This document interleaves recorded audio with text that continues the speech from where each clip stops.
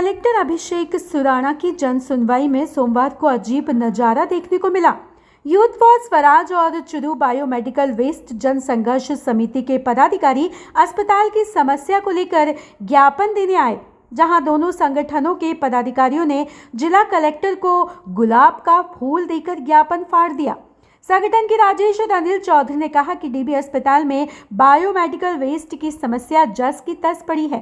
संगठन अस्पताल के बायोमेडिकल वेस्ट के निस्तारण की मांग काफी समय से कर रहा है। गत दिनों प्रभारी मंत्री अविनाश गहलोत के दौरे के दौरान भी संगठन ने ज्ञापन सौंपा था। तब प्रभारी मंत्री ने 2 दिन में अस्पताल में पड़े बायोवेस्ट की समस्या के निस्तारण के निर्देश जिला प्रशासन को दिए थे, मगर इसके बाद भी जिला प्रशासन आज तक सोया हुआ है।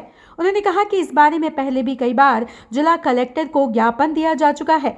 अस्पताल प्रशासन ने ऐसे फर्म को टेंडर दे रखा है जो केवल कागजों में चल रही है। अस्पताल में खुली जगह बायो वेस्ट पड़ा रहता है, जिस पर दिन भर पशु मुंह मारते रहते हैं, लेकिन अस्पताल प्रशासन इस और कोई ध्यान नहीं देता है।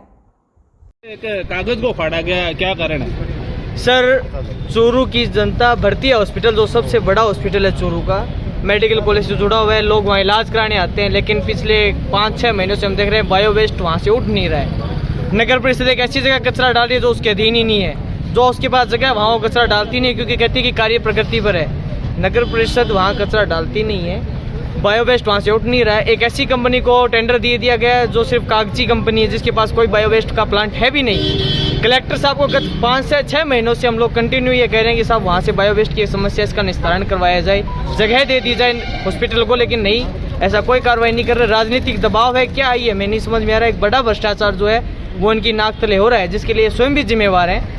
इसलिए हमने आज इनको गुलाब का फूल देकर अपना विरोध प्रदर्शन किया और उनको ये कहा है कि आप शायद कहीं ना कहीं कार्य करने में अक्षम हैं। वो कागजात फाड़े गए। ये हमने जो पुराने ज्ञापन थे और जो आज हम ज्ञापन लेके आए थे कि हम आपको 7 दिन का अल्टीमेटम देते हैं, अगर 7 दिन के अंदर अंदर उस बायो वेस्ट का निस्तारण नहीं किया जाएगा तो भर्ती हॉस्पिटल के आगे परमानेंट हम लोग धरना लगाएंगे, जिसमें हमारा एक साथी कंटिन्यू अनशन करेगा। वो कागज फाड़े गए किस चीज के? ये हमारे जो पुराने ज्ञापन थे वो थे, और कंपनी के कागजात थे, जिसमें ये पूरा डेलीगेट था कि वो कंपनी सिर्फ और सिर्फ कागजों में बिलीव करती है और कहीं उसका कोई स्थिति वह नहीं है। तो कलेक्टर साहब के सामने फाड़ने का क्या उसका उचित था? क्योंकि कलेक्टर साहब जो है वो किसी भी तरीके की कार्रवाई कर नहीं पा रहे हैं। अब वो किस दबाव के कारण नहीं कर पा रहे हैं, ये अभी तक जनता के सामने स्पष्ट नहीं है।